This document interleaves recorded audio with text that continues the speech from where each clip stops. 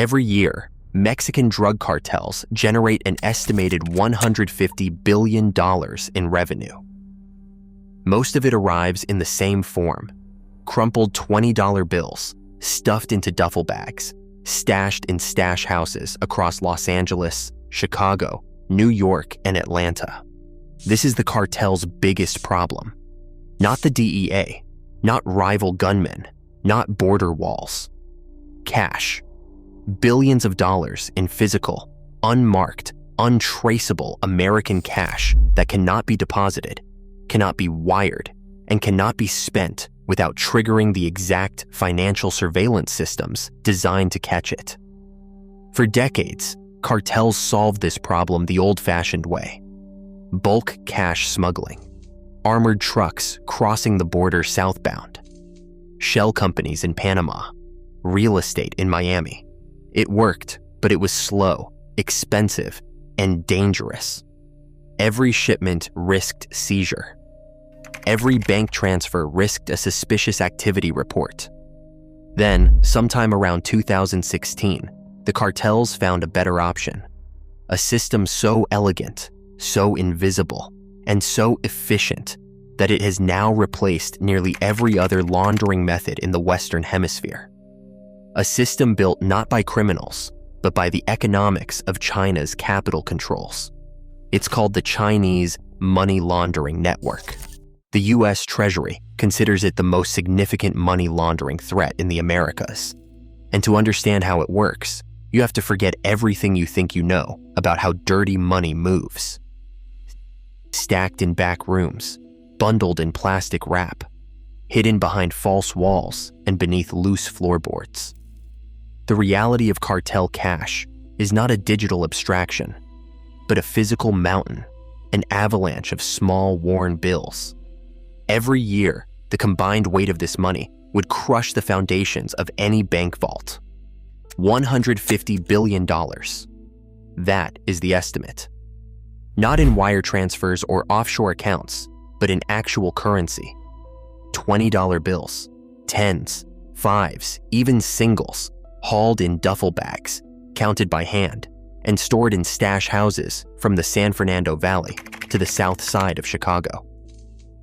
Federal agents have photographed rooms where cash reaches the ceiling, where each cardboard box holds a fortune, and where the air smells of ink and sweat. In Los Angeles, a single raid uncovered millions in cash, stacked like bricks, each bundle wrapped with colored tape. In Chicago, investigators seized duffel bags heavy enough to break a grown man's back. In New York, cash was found hidden inside walls, packed so tight that drywall bulged outward. Every city tells the same story. The money is everywhere, but nowhere it can be spent openly. This is not just a number.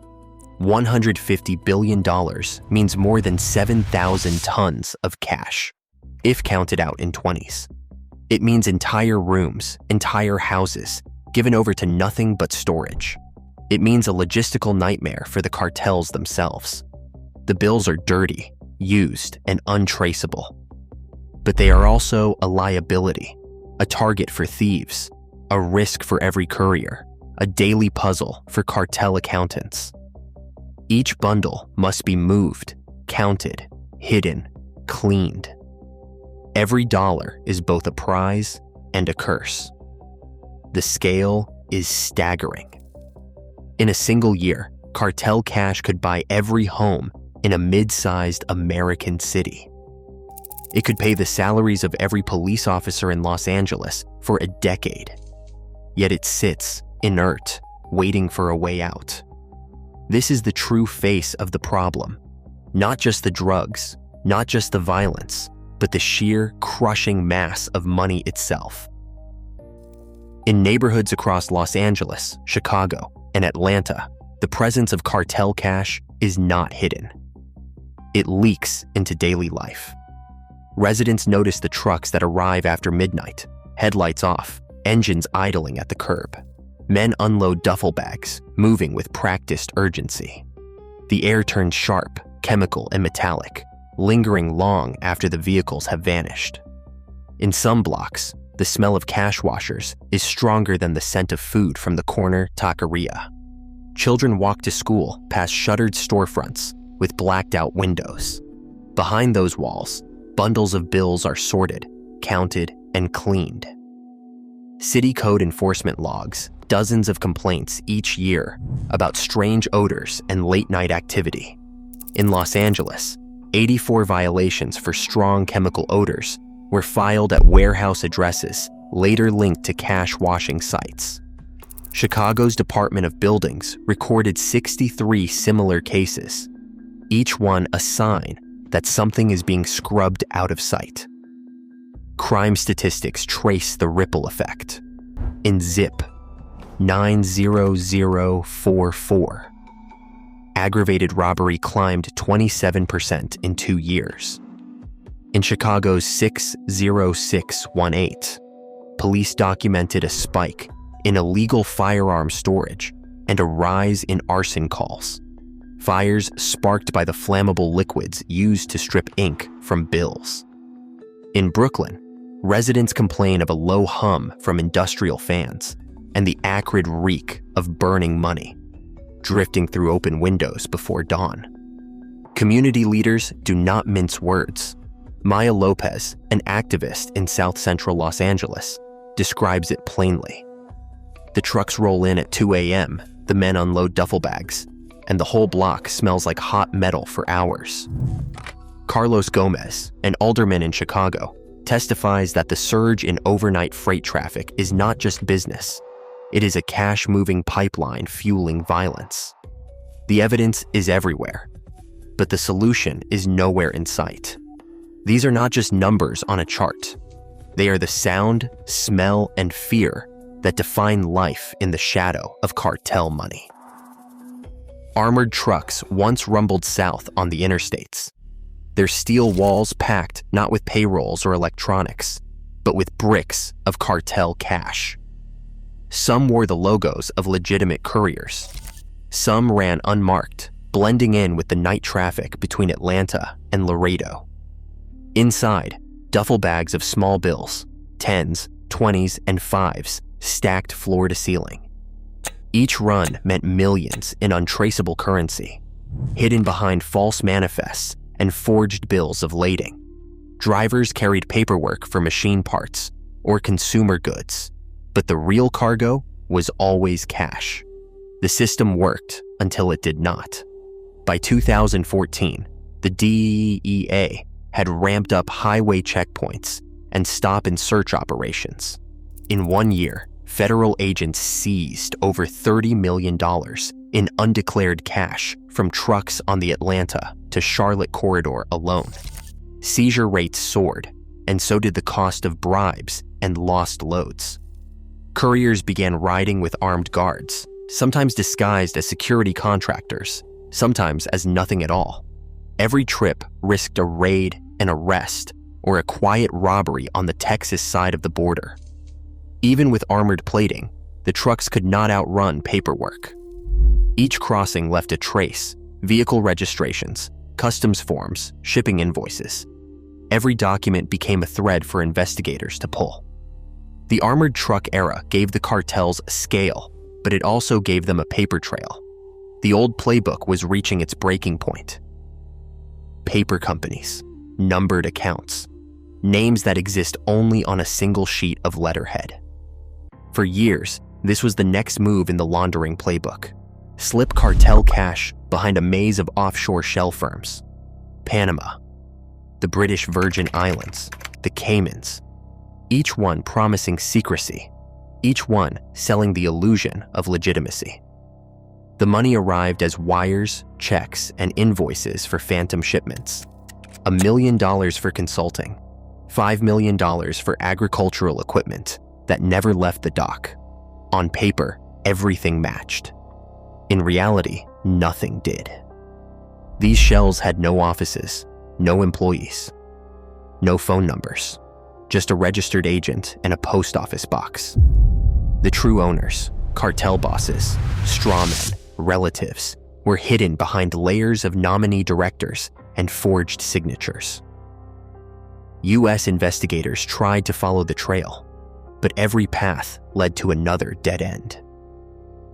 In 2014, the Financial Action Task Force blacklisted Panama. Banks demanded more documentation. Wire transfers froze. Suddenly, the shell game was no longer invisible. Pressure built. Governments demanded to know who really stood behind each company. The term beneficial ownership became a buzzword in compliance offices, from Miami to Hong Kong. Cartel accountants scrambled, pivoting to new tactics as old havens closed their doors. The shell maze had worked until it did not. Now, the money needed a new disguise.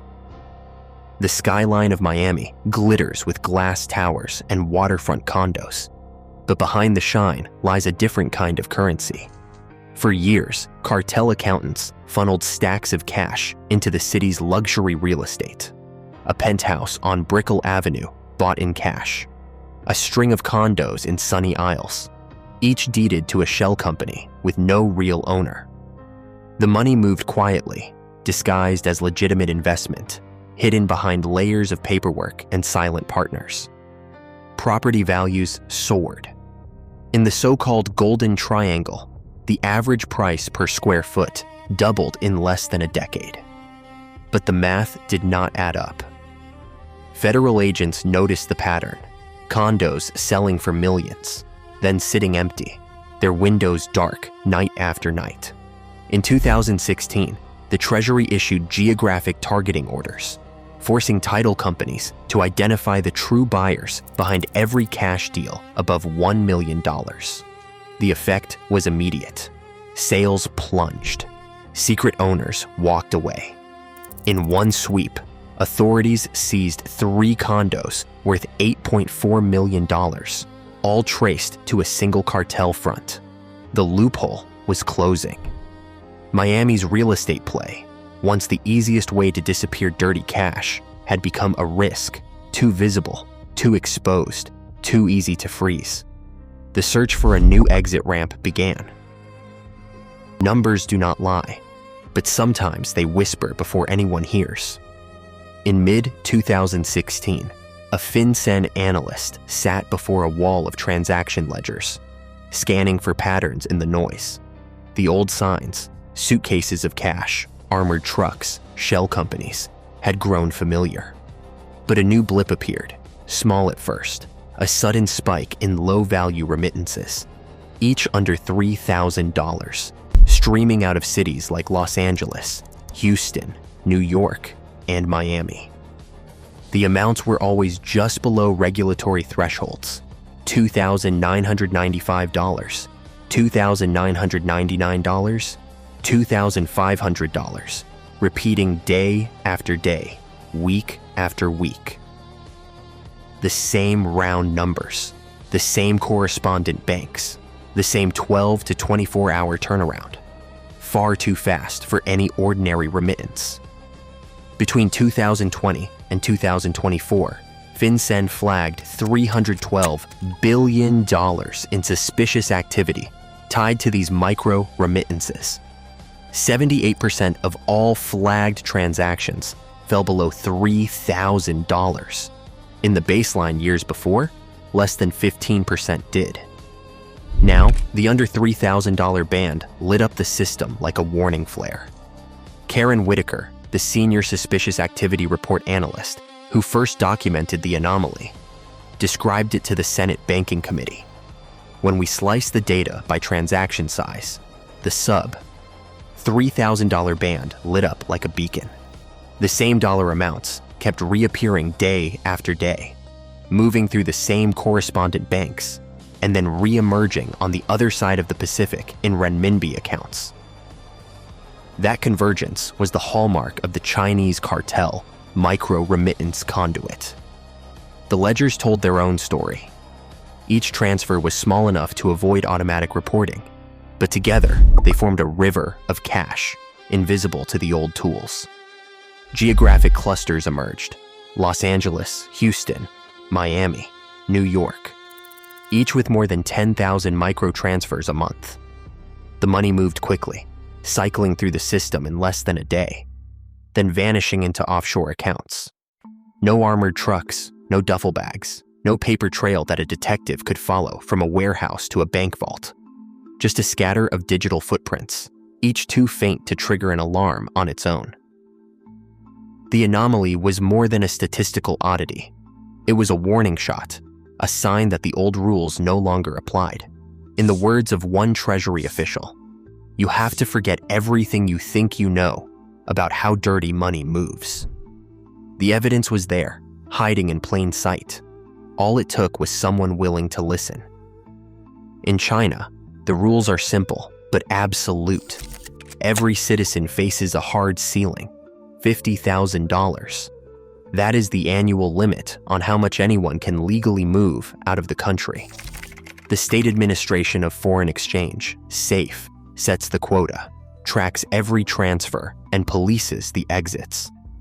Corporations face their own caps, locked into a quota system that rarely flexes.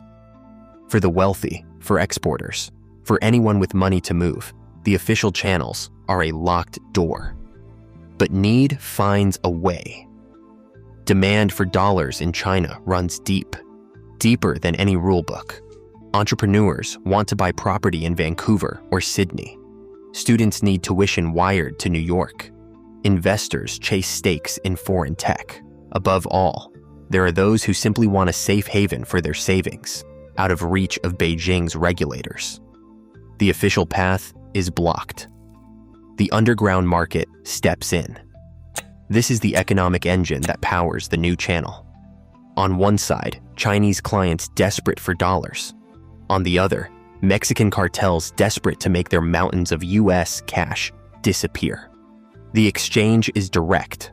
Brokers in Los Angeles, New York, and Houston collect bundles of cartel cash, dirty, untraceable, impossible to bank. In China, buyers hand over yuan, eager to trade for dollars they cannot get through official means. The broker matches the two. No wires cross the Pacific. No bank ever sees the full picture. Arbitrage is the logic. The cartel sells dollars at a discount, sometimes 2%, 3%, even 4% below market rate.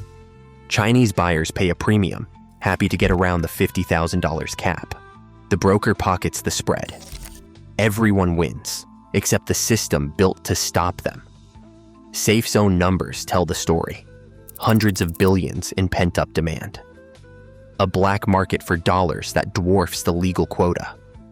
US officials now track not just the flow of cash, but the shadow economy created by capital controls. The lure is systemic. The loophole is global. The result is a pipeline that moves money faster, quieter, and with fewer fingerprints than any armored truck ever could. The first layer is trust. Not paperwork, not wires, not even a physical transfer across borders. Just a handshake, a phone call, a promise. This is the world of underground banking, the informal value transfer system, IVTS. Here, the broker is king. No offices, no ledgers that would survive a search, no bank manager to ask questions. The broker is a shadow, someone who knows how to move millions without moving anything at all. It starts in a back room in Los Angeles, New York, or Houston. A cartel courier arrives with a bag of cash, hundreds of thousands in small bills, bundled tight. The broker inspects the money, counts it, and enters a code into a private ledger. Not a bank ledger, but a voucher, a digital IOU, logged in a system known only to a handful of trusted operatives. The cash never enters a bank. It never triggers a currency transaction report. It never sees a teller's window. Instead, the broker issues a micro deposit, often under $3,000, to a network of accounts already primed for the next step. Each deposit is just enough to stay below regulatory radar, but together they add up to millions. The broker's ledger is the only record. It tracks who owes what, across continents and time zones. When a Chinese client in Guangzhou or Shenzhen wants dollars, They pay yuan to the broker's partner in China. That payment is matched, line for line, against the cash collected in the United States. The broker settles the accounts with a text, a code word, or a photo of a receipt. No money crosses the Pacific. No wire is sent. The value moves, but the cash stays hidden, out of reach of any bank examiner or federal agent. This is not an app. It is not a blockchain. It is a web of trust built on reputation and fear. The broker takes a cut, 2%, sometimes more. The cartel gets its dollars off the street. The Chinese client gets hard currency, sidestepping Beijing's $50,000 cap. The system runs on human connection, not technology. A mistake means ruin. A betrayal means prison or worse. This layer is invisible to most, but it is the critical first step. The moment the broker takes the cash, that money is gone from the American banking system. It has exited the official record. What happens next, the conversion into gold, electronics, crypto, can only happen because this trust-based network has already done its work. The ledger voucher is the key. The broker is the gatekeeper. The cash is out. A container leaves the port of Los Angeles. The manifest lists industrial equipment or machine parts, sometimes just miscellaneous goods. Inside, the real cargo is value. Gold bars, electronics, soybeans, traded at prices that only make sense to those orchestrating the scheme. This is the trade-based layer, where cartel cash is turned into legitimate money, not through banks, but through the machinery of global trade. The method is straightforward and devastating. A freight forwarder, working from a modest office in Monterey Park or Flushing, drafts an invoice for a commodity, for example, gold. The paperwork claims $600,000 for 10 kilos, when the market value is $435,000. The $165,000 difference is no accident. It is the margin where dirty money vanishes and clean value emerges. The gold ships out, the documents align, and on the receiving end, Hong Kong, Shenzhen, Dubai, a buyer pays the inflated price. The payment lands in escrow, waiting for a trigger, a receipt, a tracking number, a message from a trusted agent. Only then does the money move, closing the loop. Freight agents are the linchpin. They are not cartel leaders or street-level operatives.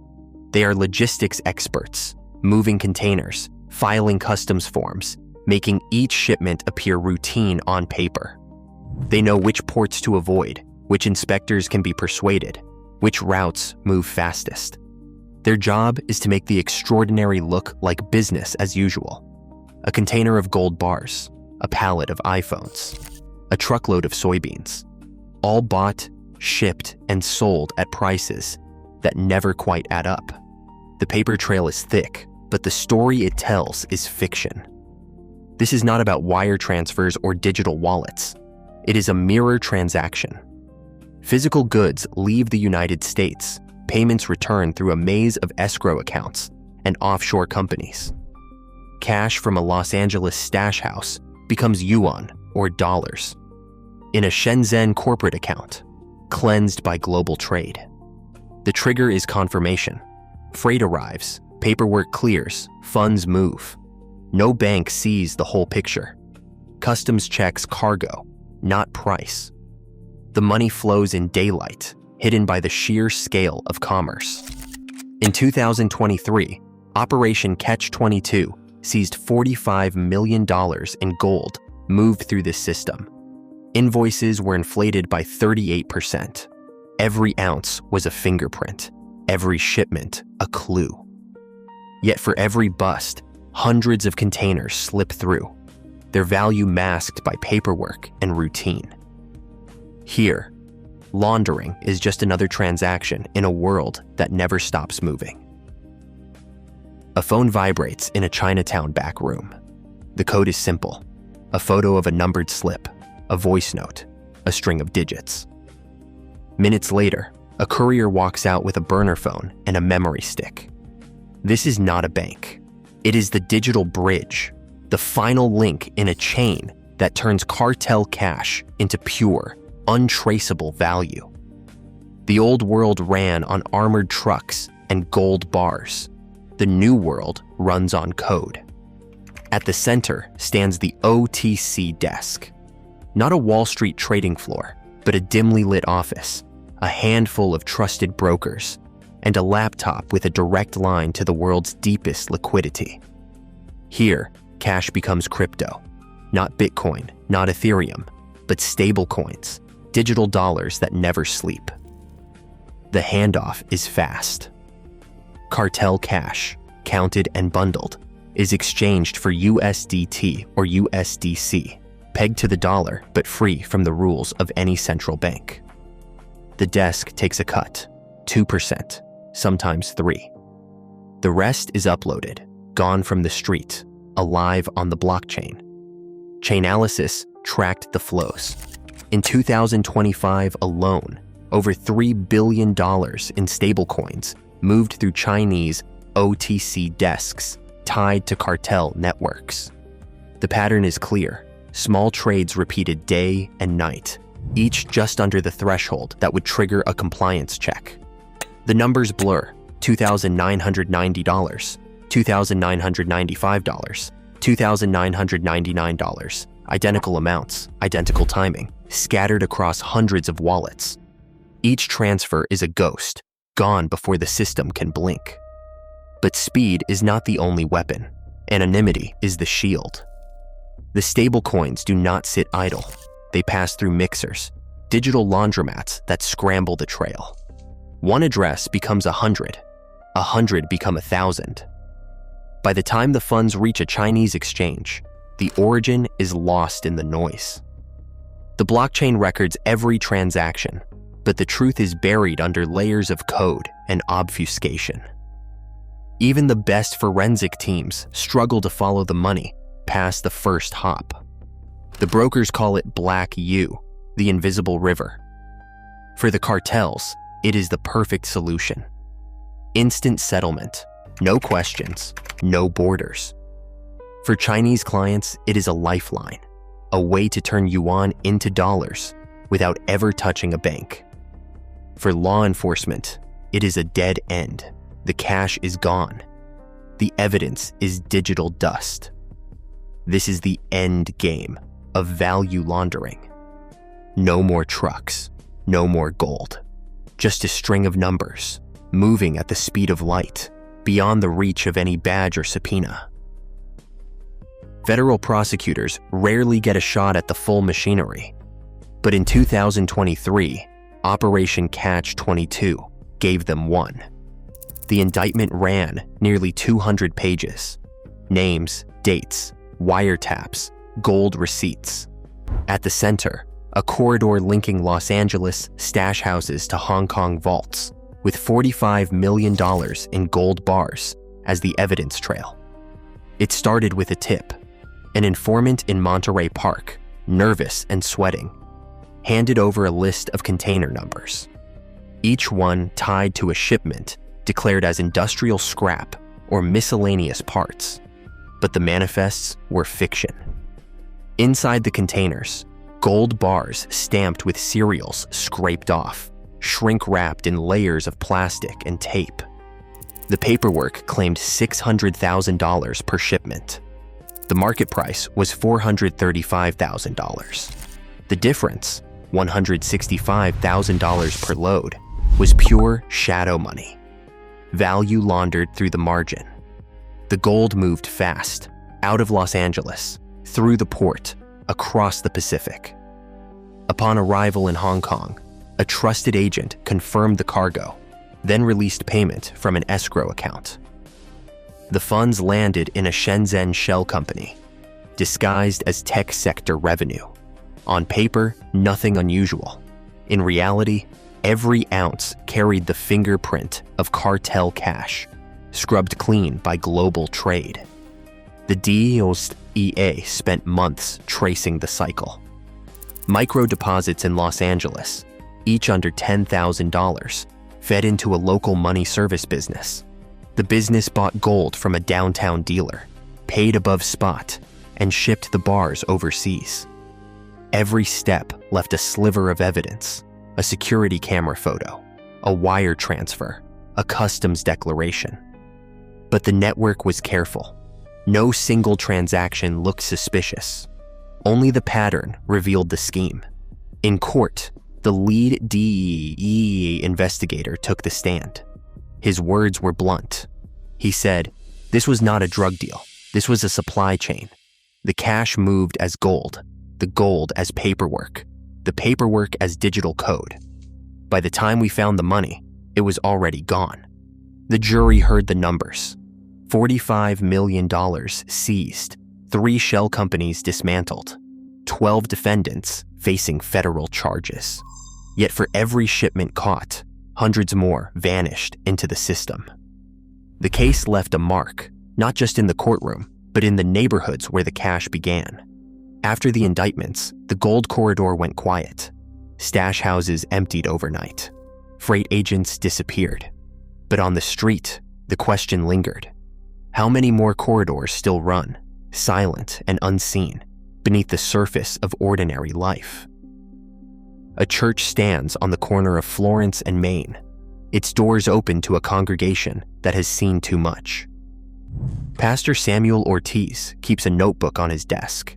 Not prayers, but addresses, warehouses, boarded-up homes, empty lots. Each one a place where cartel cash once moved in the dark. He calls them ghost properties. In 2024, city records show a 19% spike in property vacancies within a half-mile of known stash houses. The numbers are cold, but the meaning is not. Families leave, stores close. The block grows silent, except for the trucks that come at night. Pastor Ortiz remembers the sound of fans humming behind blacked-out windows, the smell of chemicals drifting through the alley. He remembers funerals, too many, too close together. It is not just the drugs, he says. It is the money. The money brings the guns. The money brings the fear. He flips to a page, 7 names, all lost in the last year to shootings or overdoses, within sight of his church. Not statistics. Sons, brothers, neighbors. On the far side of Chicago, retired detective Marcus Bell walks his old beat. He points to a block where, in 2023, 3 fires gutted abandoned warehouses. The official cause was arson, likely sparked by the flammable solvents used to wash cash. The real cause, Bell says, is burnout by both buildings and people. We used to chase dope, now we chase money. But the money never stops. You close one stash house, 2 more open. You get tired. You start to wonder if it matters. Bell keeps a copy of the 2023 crime report in his glove box. The numbers are stark. Aggravated assaults up 22%, illegal gun storage up even more. He reads the lines aloud, voice flat. The violence follows the cash. The cash follows the pipeline. The pipeline never runs dry. A block away, a playground sits empty at noon. The swings creak in the wind. Parents keep their children indoors, wary of the strangers who arrive after midnight.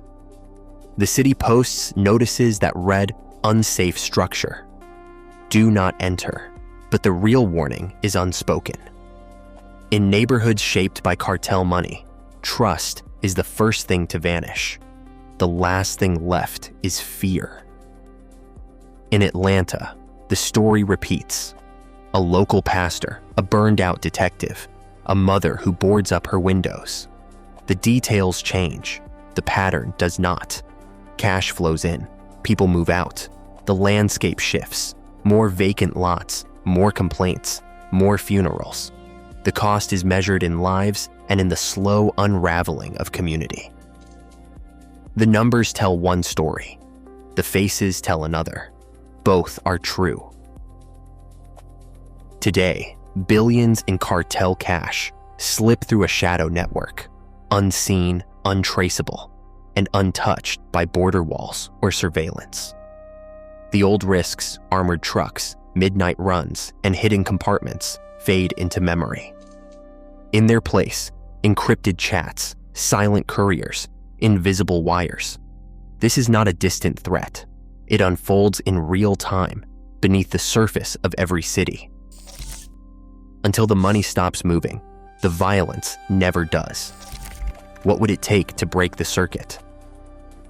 Drop your thoughts below.